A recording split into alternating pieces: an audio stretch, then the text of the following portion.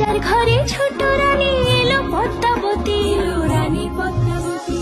রাজার আরো 6টি রানীর ছিল না সন্তান, পদ্মাবতীর কোলালোতে মিলল সমাধান। বছর যেতে জন্ম নিল 7 ছেলে 1 মেয়ে, হয় খুশির আকাশ হঠাৎ কালো মেঘে গেল ছেয়ে। হিংসেতে যায় জ্বলে পুড়ে বাকি 6টি রানী, যুক্তি করে ঘটায় ওরা 7 কুমারের হানি। সুযোগ মতো 7 ছেলেকে মাটিতে দেয় পুঁতে, বাঁচে একা পারুল, ওরা পায় না তাকে ছুতে। ধাইমা বাজায় সেই মেয়েকে বড় করে তোলে, 7 ভাইকে পায় যে পারুল 7টে চাপা ফুলে।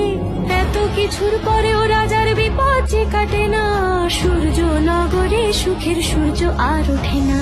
হিংসা বিবাদ বিচ্ছেদ আর প্রেমের কাহিনীতে পারুল বোন কি পারবে 7 ভাই চম্পাকে জাগাতে?